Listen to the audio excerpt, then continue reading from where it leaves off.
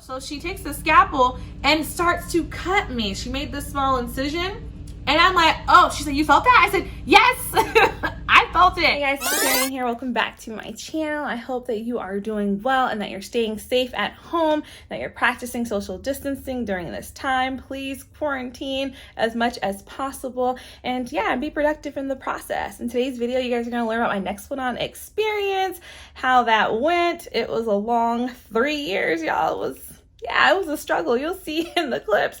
Let me know in the comments down below if you have Nexplanon or if you had it in the past and how your experience went, because mine, not so great. But hey, I wrote it out. I had it for 3 years and it's a done process. So I'm excited that it's over. Let's just hope and pray this IUD works out better. We shall see. I'll have an update on that in a couple more months, see how it goes and whatnot. But yeah, hope you guys enjoy this video. Please like, comment, and subscribe. Definitely subscribe because my new goal is to reach 1,000 subscribers by August 30th. Yeah, August 30th, that'll be the date. 1,000 subscribers by August 30th of 2020. Because yeah, we have the time right now to film videos. If you're a YouTuber out there, go ahead and start filming, editing, upload, because we have the time now. I get to work from home for a little bit, so I'm super excited about that, and I'll be uploading more. So definitely go ahead and subscribe, leave some comments down below about your Nexplanon journey and any ideas of any topics that you want me to create for you guys.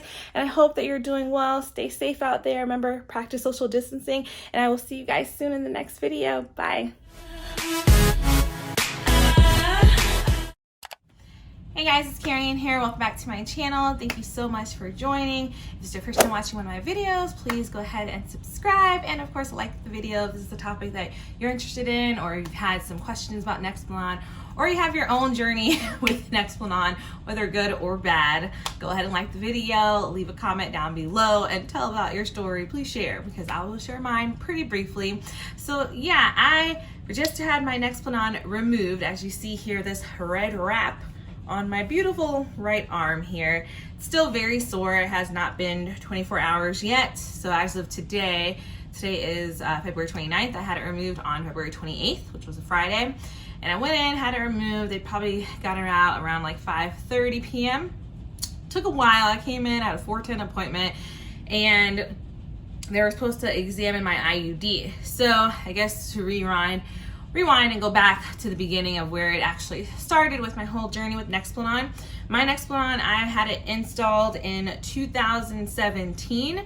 It was March 2017 exactly. So it's been 3 years. So it's 18, 19, 20. Yeah, it's been 3 years. It's about to be 3 years soon in a couple weeks. So I had Nexplanon inserted because previously I had birth control pills.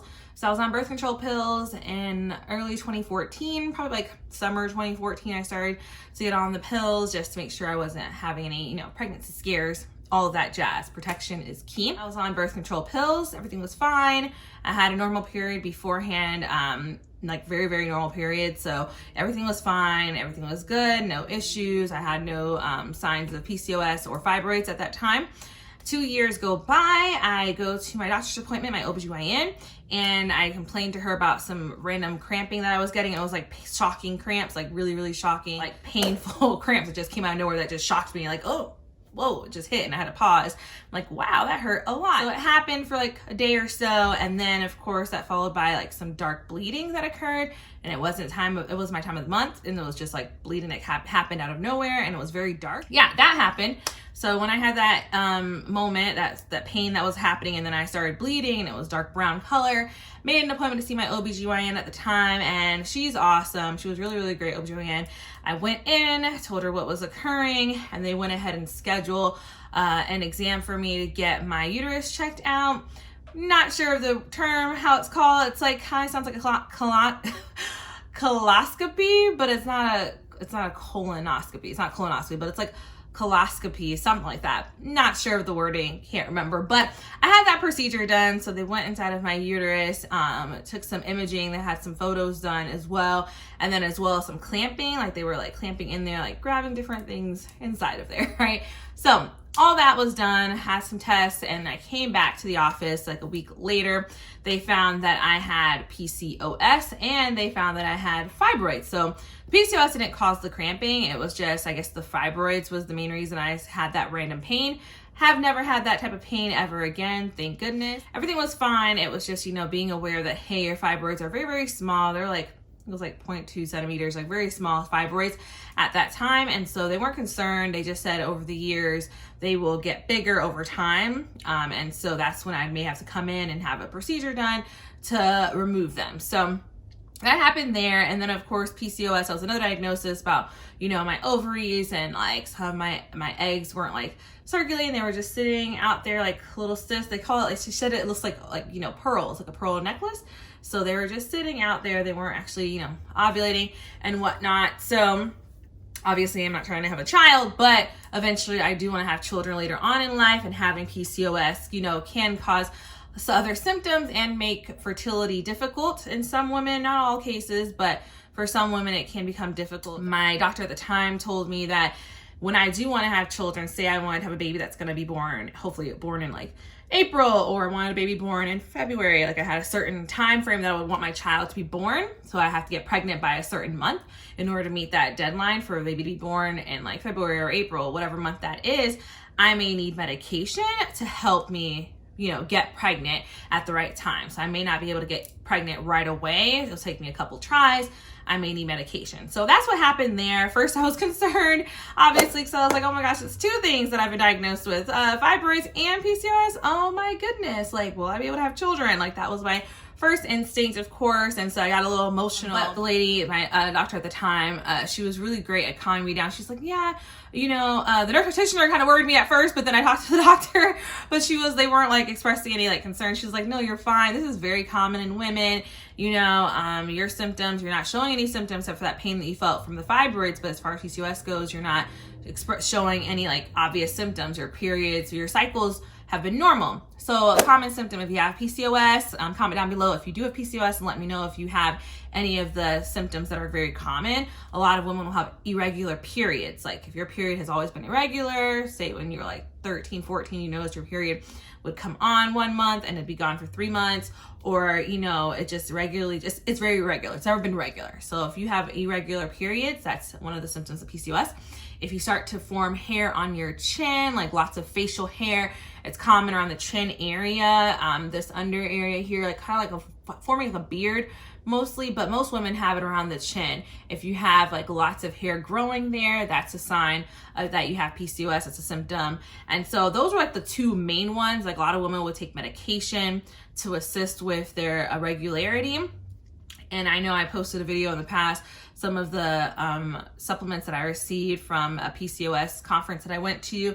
So I'll put that information in the box down below if you guys want to see that video about some of the supplements that you can take to help with those symptoms. But once again, I never had those symptoms. I was always regular when I had my cycle. I started my cycle at like 11 years old, very young, and I've never had an issue with it until I got this in my arm. It's not there anymore. So happy it's gone. But until I had my Nexplanon installed, I was always regular. So I didn't have any of those symptoms that were common, and so I was just perfectly fine at that moment, just being aware that I have it, being mindful when I do want to have children. I may need some medication to help me with that process, and it may take me a while. I've even thought about the idea of like maybe freezing my eggs, because once you turn 30, you know, your best, you know, eggs that are like more lively and strong are there. And so as you get older, of course, less and less eggs that are more, I don't want to say better, but like stronger eggs that are able to, you know, produce a baby. So, you know, be able to, you know, have a beautiful little baby. So a beautiful, healthy baby, of course.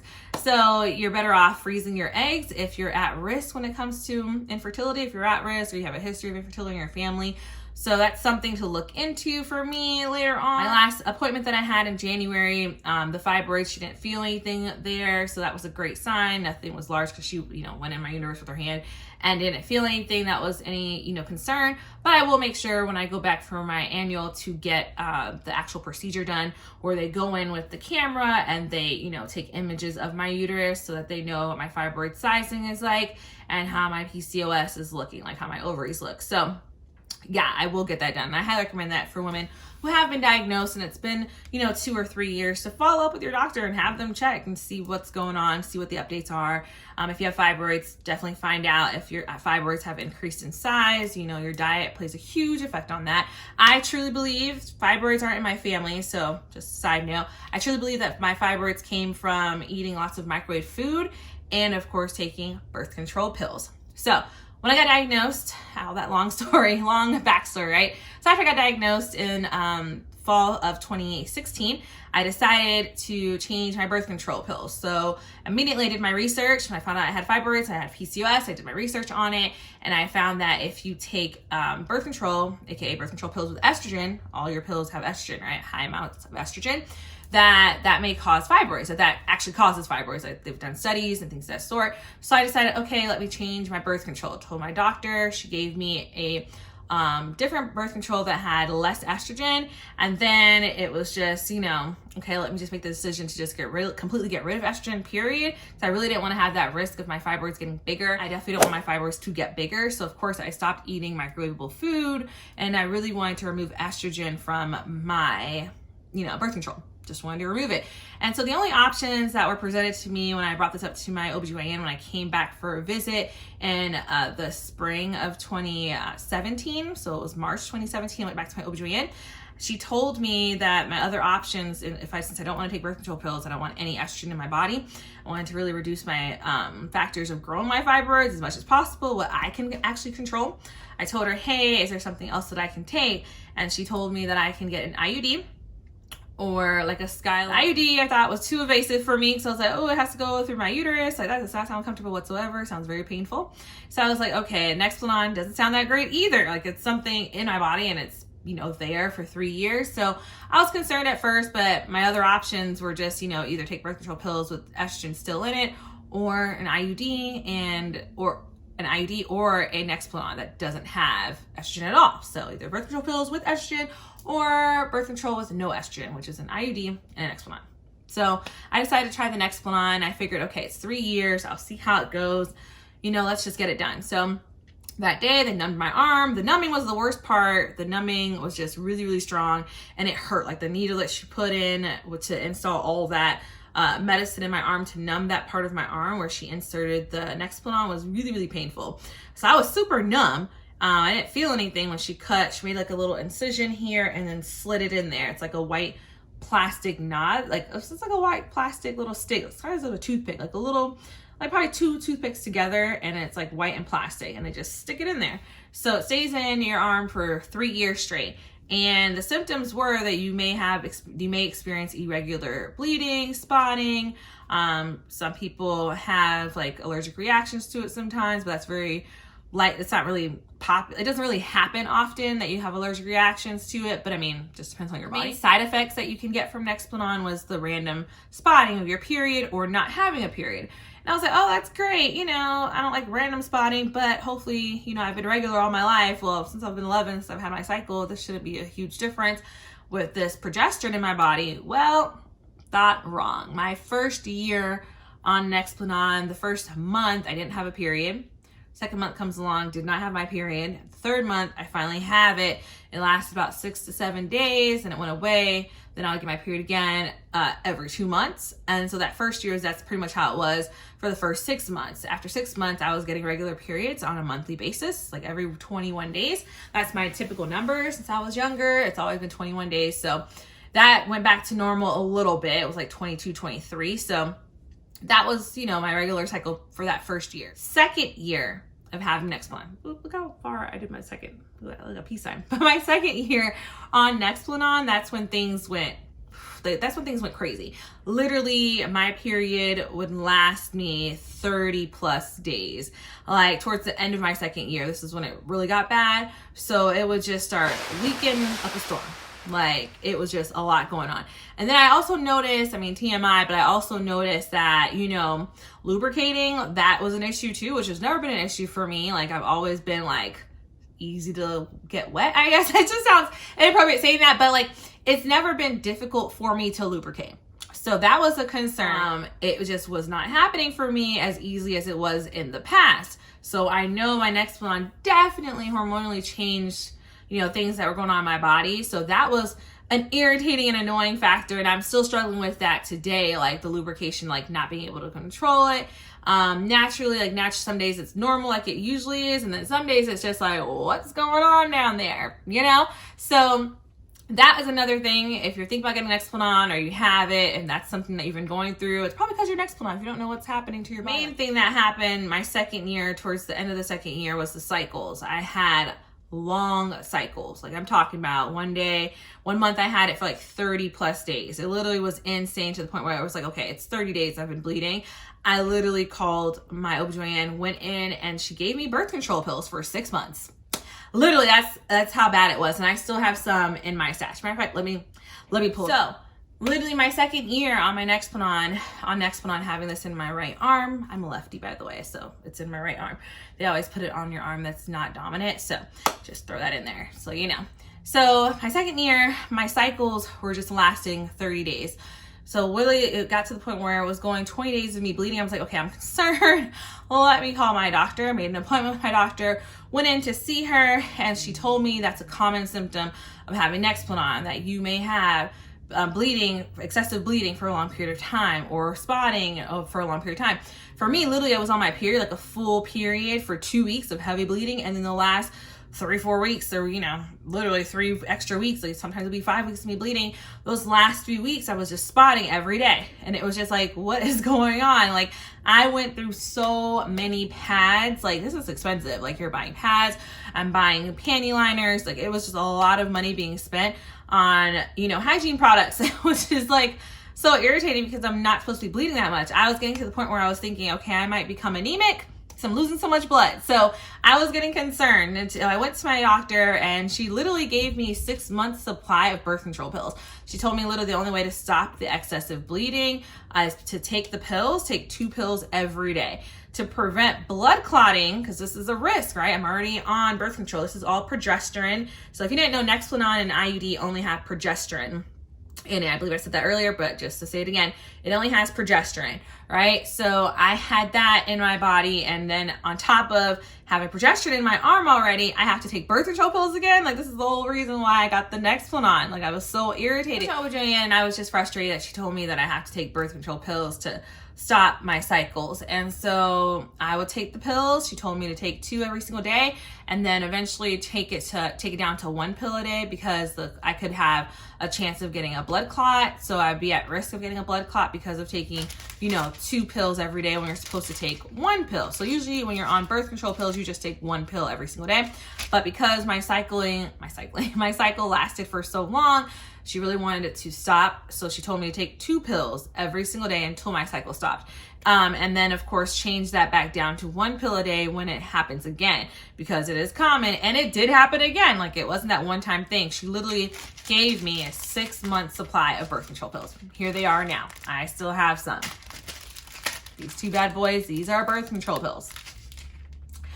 I had 6 months supply. So I have these 2 batches left.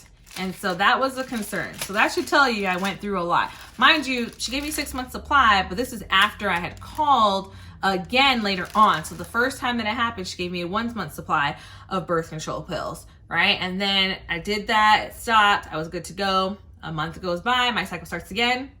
20 days pass, okay, it's going on long. I called her up again. She gave me a prescription for 6 months. So I went through a couple months of birth control pills. So if you want to know how many times it happened, let's do the math. If I got 6 months here, she gave me 1 there at 7 months worth of birth control pills. So it definitely happened at least 5 times. 5 times where I had to pop the pills and take them, because I'm like, oh man, I'm bleeding again, and it's going past 20 days. That's not normal. Obviously, she told me that whenever it happened and it lasted 10 days, that's when I started taking the birth control pills. So it happened several times. So went through that process, very, very annoyed. And so that was my final deciding factor for me, that I needed to remove my Nexplanon, because taking birth control pills on top of having this in my arm is just not helpful for me whatsoever. And then my symptoms, my hormones, the lubrication issues, all of that was taking effect, and it was just really irritating. So I decided to get my Nexplanon removed when the expiration date was coming up. Went ahead and had it removed on Friday. So freaking happy and thankful and blessed that it was removed. My removal process, what happened was, since I knew I was going to remove it, I told myself, okay, I got to do my annual exam. Made an appointment to see my OBGYN on the 30th of January. Spoke to her, told her about getting my Nexplanon removed, told her about my bad experience. She said, okay, do you want to try an IUD? I said, yeah, I don't want to, you know, risk the fact of putting something in my uterus, but I don't have much of I don't have any other choice really at this point. Like, I've tried Nexplanon, it's not for me. Is there another option? She said it's the IUD. And that's pretty much, I knew that was the only option because I remember my OBGYN from a couple years ago telling me the same thing. So decided to go ahead and get the IUD. Luckily, I was on my second day of my cycle. My period just started. So when you're on your period and then you get your IUD installed, it makes it less painful. Either way, it's not comfortable whatsoever. I will insert the link below of my IUD experience, getting that inserted. And I will do a follow-up ending to that video as well. Okay, so back to the Nexplanon. So that is removed. I had my IUD installed on the same day as the day I got this removed. The procedure with removing my Nexplanon, let me tell y'all. So this brand of this arm right here that I have, it hurts like hell because the lady cut me twice. So they made an incision. She made an incision. First off, she numbed me, right? So she had to do 3 doses of numbness, 3 dosages of medicine for me to get numb, right? She poked me with the needle once, and that was stinging, you know, burning, whatever. It was stinging, and then burning. She put a whole bunch of medicine in me. Then she did another dosage because I told her I was still not numb yet. She kept feeling my arm. I was like, you feel it? She poked me with the needle, and I was like, oh yeah, I felt that. She's like, huh, okay, I'll just do some more. So she gave me some more medicine. I think it was called Benedine or something like that. But anyway, it's the numbing shot that you get to numb your arm. So she put some more in my arm.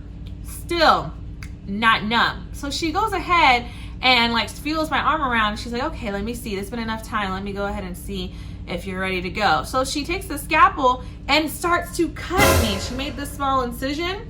And I'm like, oh, she said, you felt that? I said, yes, I felt it. Mind you, she was a really, really nice lady. It was a nurse practitioner. It wasn't my OBGYN, it was a nurse. And she's really nice. Obviously, they know what they're doing, but I was just not numb yet. So she should have poked me again like she did the first time, but she ended up taking her little scalpel to make the incision. They make like a little hole in your arm to like slide, like push the actual Nexplanon out. And mind you, it's plastic and it's like this big. So I felt that cut, y'all, and I was just like, oh, it hurt. And I'm feeling the stinging, and literally it was just stinging. And then she gave me another dose of numbing medication. And so she said, okay, I'm gonna give you this dosage and I'm gonna let you lay here for a few minutes while I go see another patient, because I think your body needs more time to get this part of my arm numb. So she needed to numb this whole area because she had to get, you know, incision wise here and then push the Nexplanon out. And because it was way down here. So it was down here in my arm. And so she had to push it out to this hole. And so, yeah, so she left me in the room and I was just laying there, you know, blood just dripping, a little bit of blood dripping, and my arms like laying like this on the little bed or whatever. I'm laying there. She goes see another patient. She's probably gone for like 7-8 minutes. She comes back. She's like, okay, you should be good to go. She cuts me in. She like pokes me with the needle first. She's like, are you feeling that? I said, do you feel it? She asked me if I felt it, and I said, no, I don't feel anything. So she was good to go. So she cuts and she finishes up the incision that she made, and then she's pushing it out, but she was struggling to get it out. So she had like a clamp thing, like these like scissors, but they're like scissors that had like a clamp at the end. So that's what she was gonna use to like pull the Nexplanon out. And I was like, oh my gosh, my arm is super numb because I don't feel that. So that was like crazy, right? So she's pushing it and pushing it out.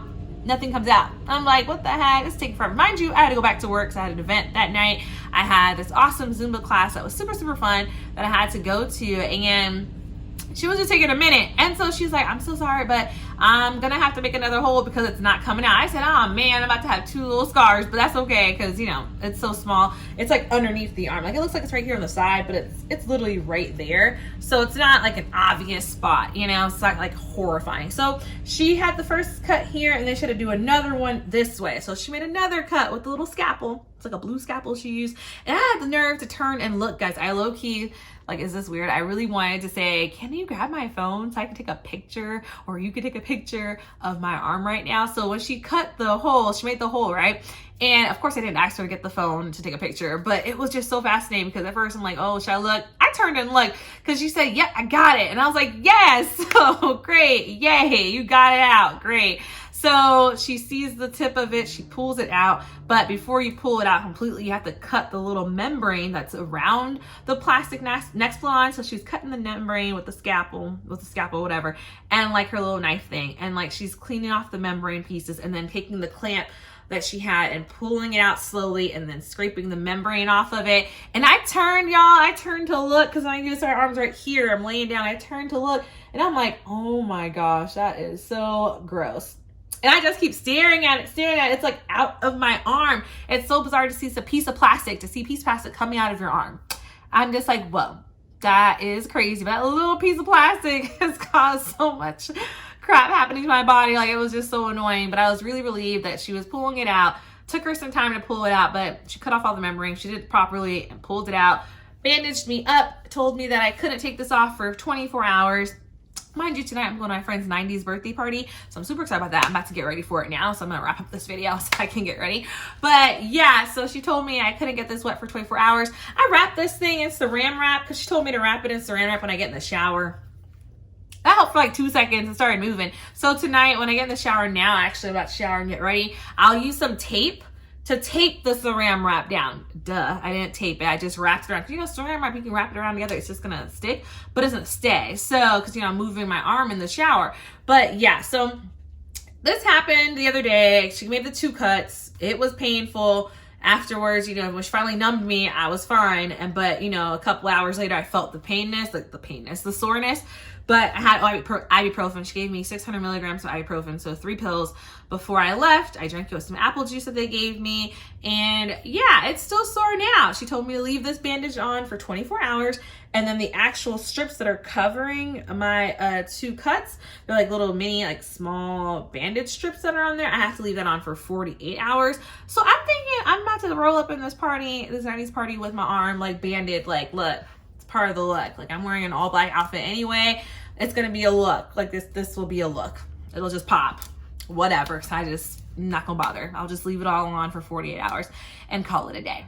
So, because I feel it that it's still sore, I'm like, yeah, I'm not taking nothing off. So just leave it alone. Leave your arms alone, guys. If you're getting your Nexplanon removed, just leave your arm alone. It'll work. So that's what happened with my Nexplanon experience. The removal process sucked, but it happens, you know, it is what it is. She had to make 2 cuts, but she got it out and I was able to leave an hour and 20 minutes later. But, you know, I'm happy it's removed. I'm really thankful that it's out of my system. We'll see how it goes. Hopefully it stops on its own naturally. Now that everything's getting lighter, my cycle is getting lighter, I think it will stop in the next couple of days. So we shall see. I'll let you guys know in like 3 months. I might do a 3-month update or 6-month update to let you guys know how my IUD is going. And hopefully this IUD by Skyla works out well. And we shall see how it goes in the next few months. So leave a comment down below, guys, to let me know about your Skyla journey. If you have a Skyla IUD installed or any other type of IUD, or if you have a Nexplanon installed, let me know how that's going for you. And if you still have it, if you still like it, are you getting it again? But yeah, let me know in the comments down below, guys, and I will see you in the next video. Bye.